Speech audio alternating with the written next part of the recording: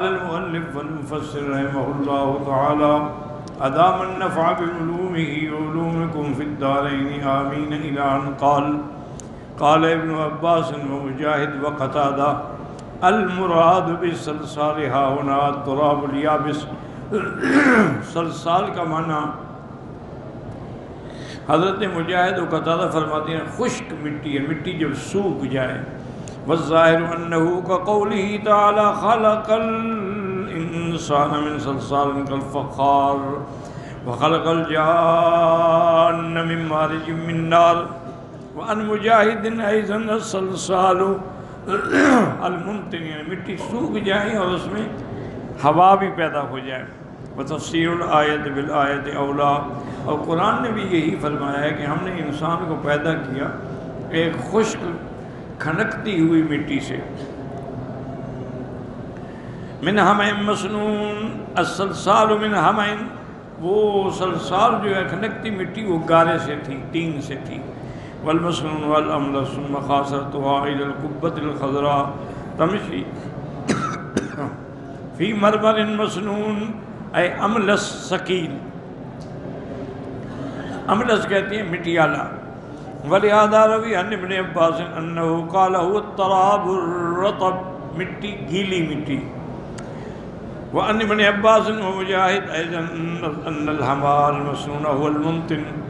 وقیل المراد بالمسنون ها هنا المصبوب، یعنی مسنون سے مراد یہ ہے وہ مٹی جو گاڑی کر کے انڈیلی گئی.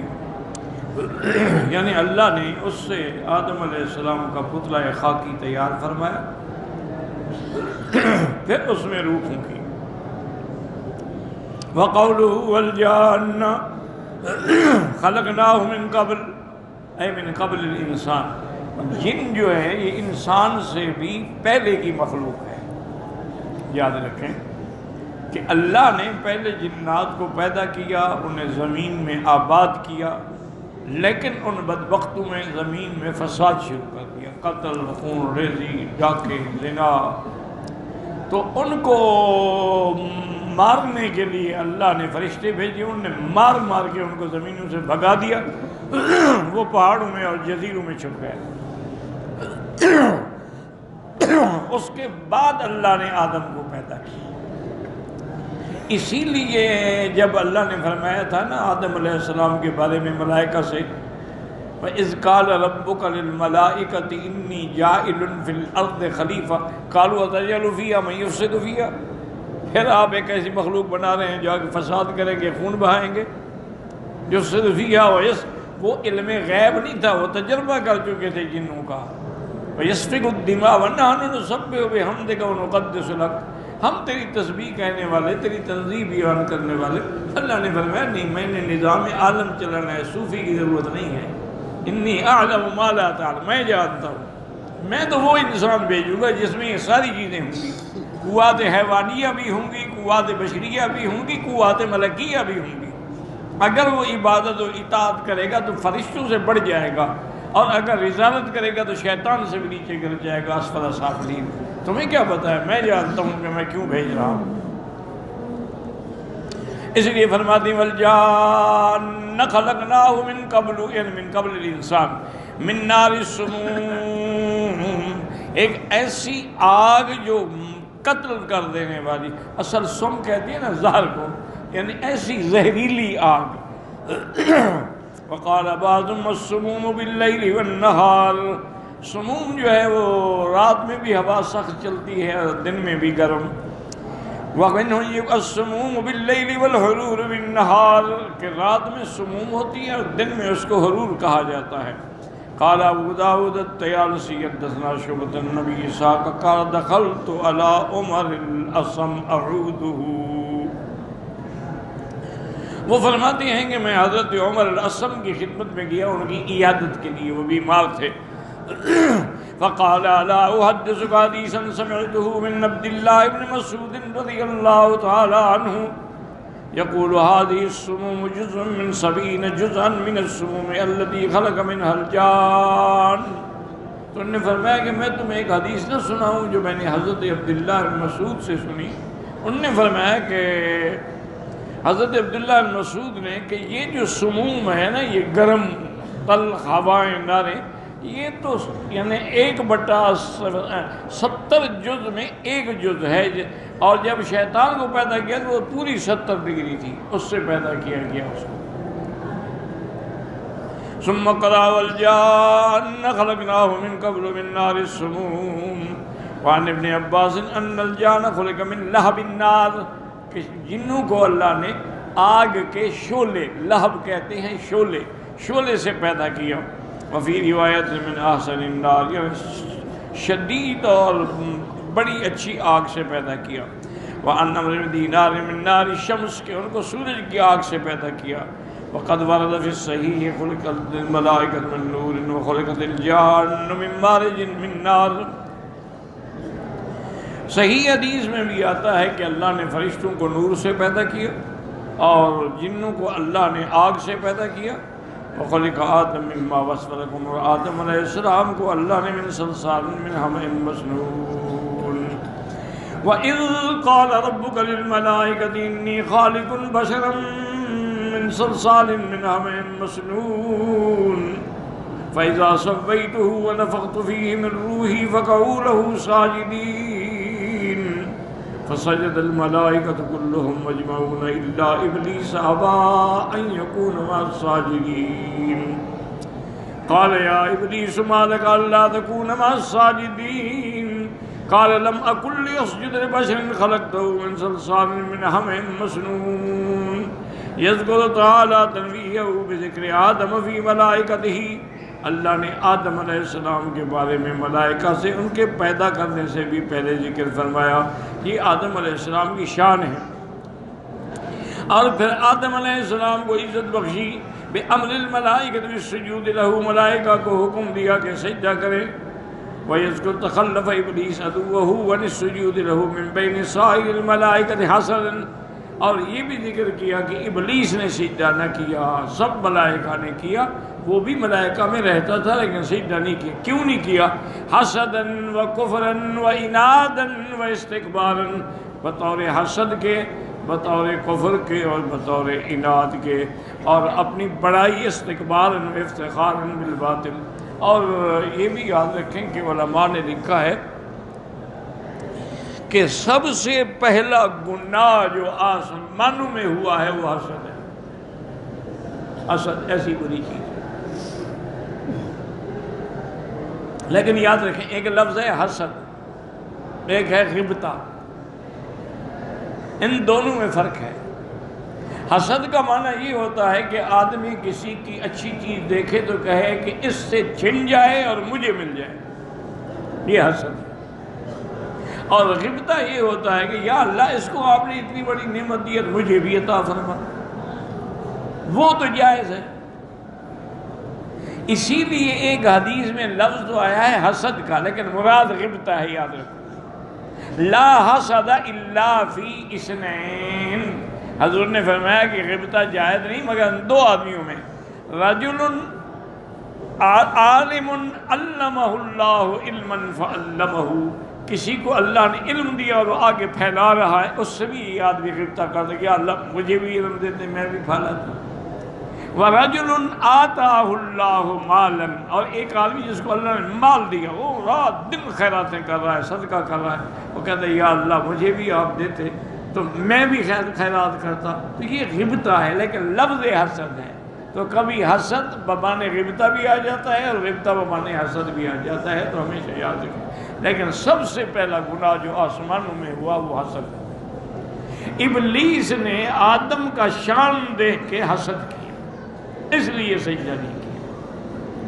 اور زمین میں بھی پہلا گناہ حسد ہے کہ قابیل نے اپنے بھائی حابیل پہ حسد کیا کہ اس کی بیوی خوبصورت ہو اور میری بیوی بدصورت ہو، حسد کیا اس نے، اور اسی میں اپنے بھائی کو قتل کر ڈالا۔ تو سب سے پہلا گناہ آسمانوں میں بھی حسد ہے اور زمینوں میں بھی حسد ہے۔ اسی لیے عربوں کا ایک محاورہ ہے، حدیث نہیں ہے، محاورہ الحسود لا یسود، کہ حسد کرنے والا کبھی کامیاب نہیں ہوتا، وہ ہمیشہ برباد رہتا ہے۔ اور اپنے آپ کو جلاتا رہتا ہے، خود جل رہا ہے، اس کے ہاتھ میں تو ہے کچھ نہیں کہ کسی سے کوئی چھین لے۔ وَلِهَذَا قَالَ لَمْ أَكُنْ لِأَسْجُدَ لِبَشَرٍ خَلَقْتَهُ مِنْ صَلْصَالٍ مِنْ حَمَإٍ مَسْنُونٍ، جیسے دوسری آیت میں کہتے ہیں انا خیر منہ خلقتنی من نار وخلقتہ من طین، میں کیوں سجدہ کروں؟ آپ نے مجھے آگ سے بنایا ہے، آگ اٹھنے والی، روشن ہونے والی، اونچے جانے والی، مٹی تو نیچے پڑی ہوتی ہے، میں اس کو سجدہ کروں؟ وَقَوْلُهُ عَلَيْتَكَ هَذَا الَّذِي كَرَّمْتَ عَلَيَّ، کہ اس کو آپ نے میرے اوپر بزرگی دے دی۔ وقد روى ابن جرير ها هنا عصرا غريبا عجيبا من حديث شبيب بن بشر بن عباس قال لما خلق الله الملائكة قال إني خالق بشرا من طين فإذا سويته ونفخت فيه من روحي فقعوا له ساجدين۔ ایک یہ بھی قصہ نقل کیا گیا، یہ حقیقت نہیں ہے، ایسے عجیب ضعیف روایت ہے کہ جس کا اصل ہی کوئی نہیں، لیکن علماء لکھتے کیوں ہیں؟ تاکہ آدمی ہوشیار ہو جائے کہ ایسی باتیں بھی نقل ہوتی ہیں کہ جب اللہ نے فرشتوں کو پیدا کیا تو فرمایا کہ میں ایک انسان مٹی سے پیدا کروں گا، جب اس کو بنا لوں اس کے اندر روح پھونک دوں تو آپ سجدہ کرنے کا لا نفعل، ہم تو سجدہ نہیں کریں گے۔ فارسل علیہم نار فاحرقتہم، اللہ نے ایک آگ بھیجی، اس نے ان ملائکہ کو جلا ڈالا۔ ثم خلق ملائکۃ اخری وقال لهم مثل ذلك، پھر اللہ نے ایک اور ملائکہ کی مخلوق پیدا کی، ان نے بھی کہا کہ لا نفعل، ہم سجدہ نہیں کرتے۔ فارسل علیہم نارا فاحرقتہم ثم قال خلق ملائکۃ اخری وقال انی خالق بشرا من طین فاذا انا خلقته فاسجدوا له فابوا فارسل علیہم نارا فاحرقتہم ثم خلق ملائکۃ وقال انی خالق بشرا من طین فاذا انا خلقته فاسجدوا له قالوا سمعنا واطعنا، پھر یہ آخری دفعہ فرشتوں کو پیدا کیا تو نے کہا ہاں ہم اطاعت کریں گے۔ الا ابلیس کان من الکافرین الاولین وفی ثبوت هذا انه بعد، ابو فضل فرمایا اس روایت کے ثابت ہونے کا بھی کوئی اصل نہیں ہے، اسرائیلی روایات، یاد رکھیں یہ اسرائیلی روایات جو ہے نا، ان کے بارے میں علماء کا ایک قاعدہ کلیہ یاد رکھ لیں طالب علم کہ لا نصدق ولا نکذب، نہ ہم ان کی تصدیق کریں گے نہ ہم ان کی تکذیب کریں گے۔ فَإِنْ وَافَقَ کتاب اللہ وقول نبیہ اخذناہ، اگر وہ روایت قرآن اور حدیث کے مطابق ہے ہم لے لیں گے، اگر قرآن و حدیث کے مخالف ہے ہم چھوڑ دیں گے، اگر قرآن و حدیث کے نہ موافق ہے نہ مخالف ہے، مجرد معلومات ہیں تو بطور معلومات نقل کر لیں گے لیکن اس پہ عمل نہیں کریں گے۔ لیکن اب ملائکہ تو ہوتے ہی معصوم ہیں، ایک بات لوگ پتہ نہیں گھڑتے کیسے، بھئی ملائکہ تو معصوم ہیں، لا یعصون اللہ ما امرہم، ان کی تو صفت یہ ہے کہ جو اللہ حکم کرے انکار نہیں کرتے، تو کیسے انہوں نے انکار کر دیا اور اللہ نے آگ بھیج کر ان کو جلا دیا؟ پھر وہ ملائکہ تو نہ ہوئے، وہ تو کوئی اور مخلوق ہوئی۔ پھر ملائکہ پیدا، ان نے بھی انکار کر دیا۔ یہ سب جھوٹ ہے اسرائیلی روایات کا، جس کا کوئی ثبوت نہیں ہے۔ ان بدبختوں کو یہ عادت تھی تحریف کی، تغییر کی، تبدیل کی اور جھوٹی روایات گھڑنے کی۔ اس کے بعد یہ چیز جو ہے نا، چونکہ اسرائیل والے یہودی، ان کے بعد یہ بربادی اور جو آئی ہے نا وبا، وہ شیعہ میں آئی ہے، چونکہ شیعہ کا اصل یہودی ہے نا، شیعہ کی بنیاد جو ہے وہ عبداللہ ابن سبا ہے، یہ فتنہ سبائی ہے۔ عبداللہ ابن سبا جو ہے وہ یہودیوں کا سرغنہ تھا، اس نے یہ پارٹی بنائی تھی کہ اسلام کو نقصان دو، مسلمان بن کر، اور حب اہل بیت کا دعویٰ کرو اور بغض صحابہ کا اظہار کرو۔ ایک انگریز نے کتاب لکھی ہے، بڑی کمال کی کتاب ہے، تاریخ شیعہ پر۔ اصل مشکل یہ ہے کہ آج کل میرے اپنی برادری جو ہے نا، مولوی تو میری برادری ہے نا بھائی، ان کو ایک بیماری ہے، محنت نہیں کرتے۔ کوئی کتاب لکھنی ہو نا، مثلا حج کے مسئلے لکھنے، 4 حج کی کتابیں لے لیں گے، ان سے دیکھ کے لکھ لیں گے، عبارت بدل دیں گے۔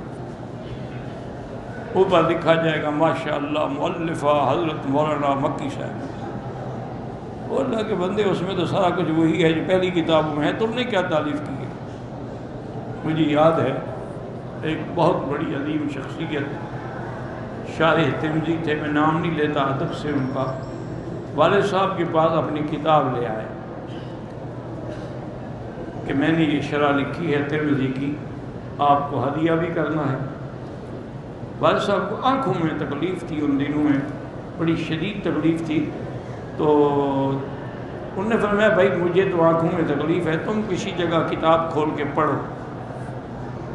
انہوں نے پڑھا، ایک دو حدیثیں پڑھی، اور انہوں نے اچھا اب کسی دوسری جگہ سے پڑھو۔ انہوں نے وہاں سے پڑھا، اور انہوں نے اچھا اب کسی تیسری جگہ سے کھول کے پڑھو۔ انہوں نے پڑھا، اور اللہ کے بندے یہ تو ساری علامہ انور شاہ کی تقریر ہے، تم نے کیا لکھا ہے؟ شارح بن گئے، بس نام ہو گیا کہ میں شارح ہوں۔ یہ تو علامہ انور شاہ کی تقریر ہے، کوکب الدری میں موجود ہے، ملا کے دیکھ لو، ایک لفظ کا بھی فرق نہیں ہے۔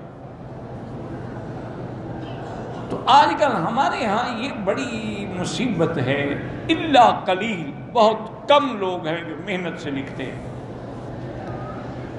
ورنہ یہی ہوتا ہے کہ چند کتابیں جمع کی اور کتاب لکھ دی۔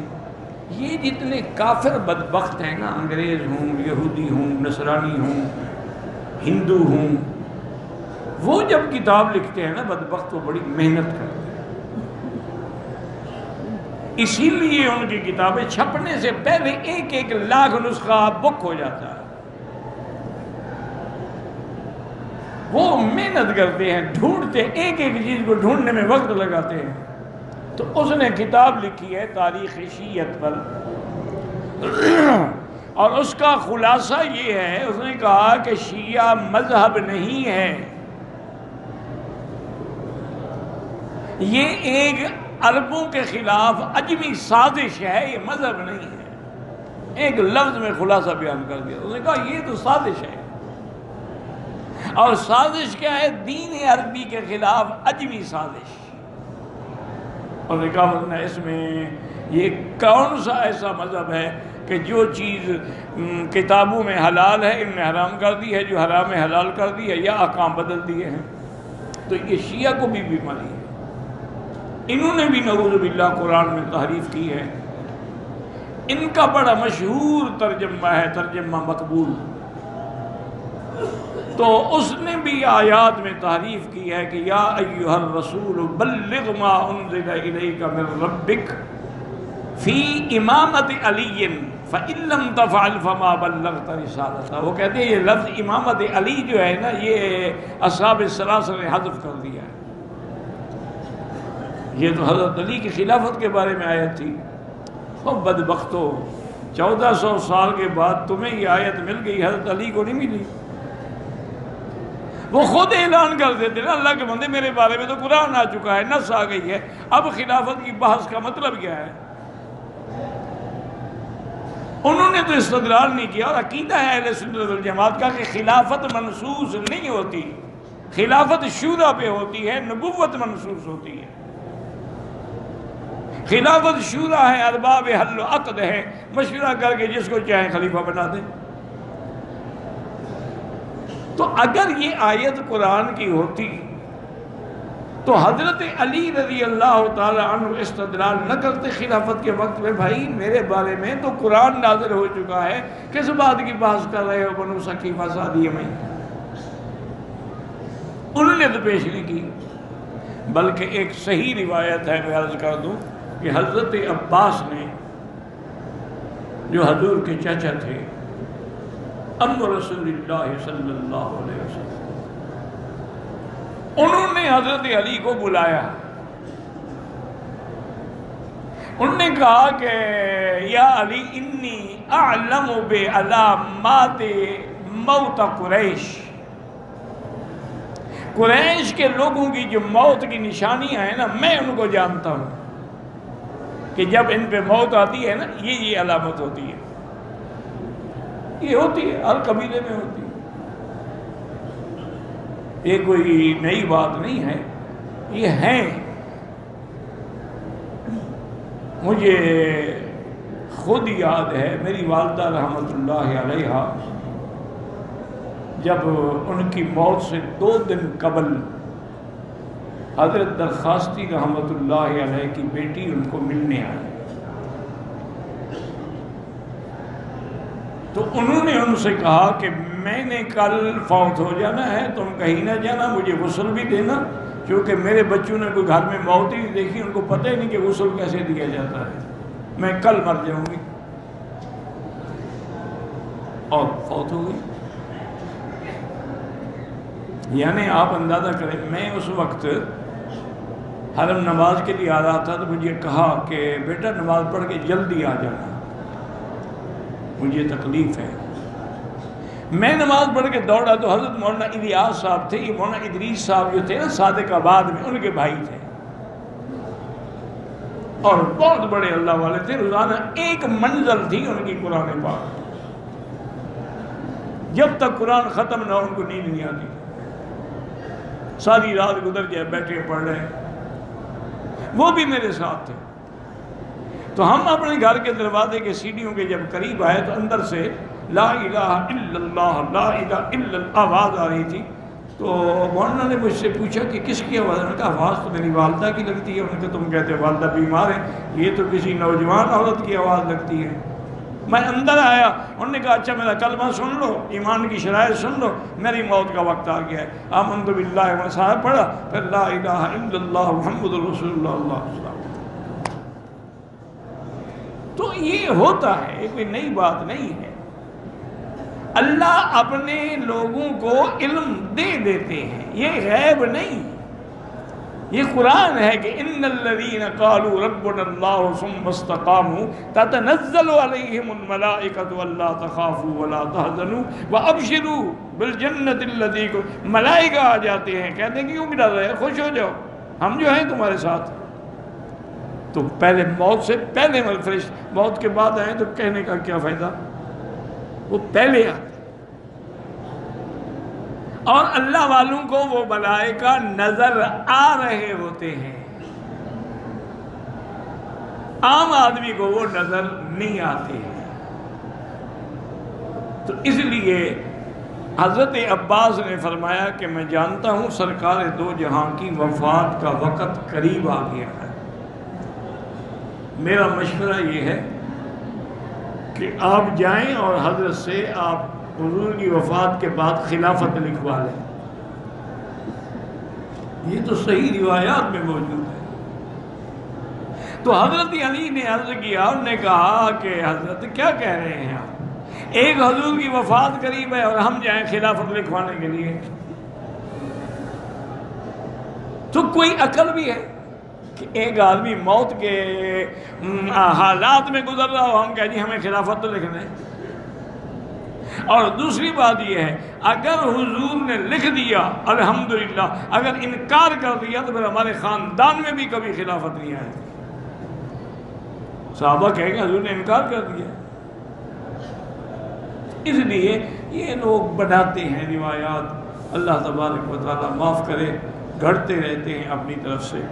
تو بہرحال یہ بھی گھڑی ہوئی روایت ہے، ورنہ ملائکہ بھی کبھی انکار کر سکتے، پھر ملائکہ تو نہ ہوئے، پھر تو انسان اور جن ہوئے نا، انکار کرنا تو ان کا کام ہے، لیکن ملائکہ تو معصوم ہوتے ہیں۔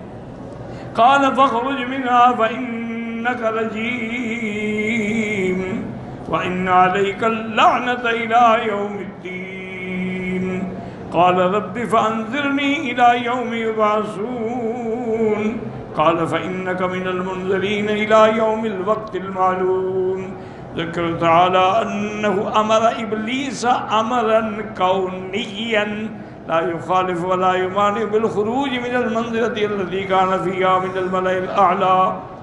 ایک امر ہوتا ہے تشریعی، ایک امر ہوتا ہے کونی۔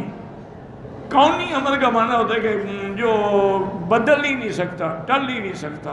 تشریعی امر اللہ نے حکم دے دیا، کسی نے تعمیل کی کسی نے نہ کی، یہ امر کونی تھا، اور اگر اس پہ وہ عمل کرتا تو وہ بدبخت ملأ اعلیٰ سے محروم نہ ہوتا۔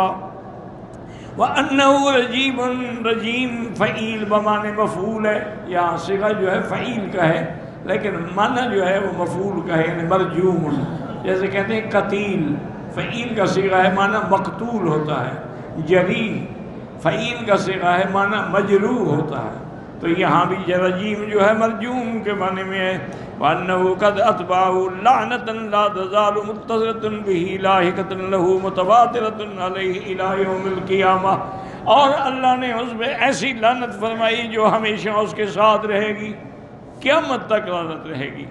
وعن سعید بن جبیر انه قال لما لعن الله ابلیس تغیر صورته عن صورت الملائکة ورن رنة فكل رنة في الدنيا الى يوم القیامة منها۔ اب ایک روایت سعید بن جبیر سے یہ بھی ہے کہ جب اللہ نے ابلیس پہ لعنت کی تو اس کی شکل جو تھی فرشتوں والی وہ بدل گئی، اس کا معنی ہے کہ پہلے فرشتہ تھا۔ یہ بھی روایت جو ہے قابل حجت نہیں ہے، وہ فرشتہ نہیں تھا، پہلے ہی وہ جن تھا، ملائے اعلیٰ میں ساتھ رہتا تھا۔ کہتا ہے کہ اس نے آواز نکالی رونے کی، ایسی آواز جو آج تک بھی باقی ہے۔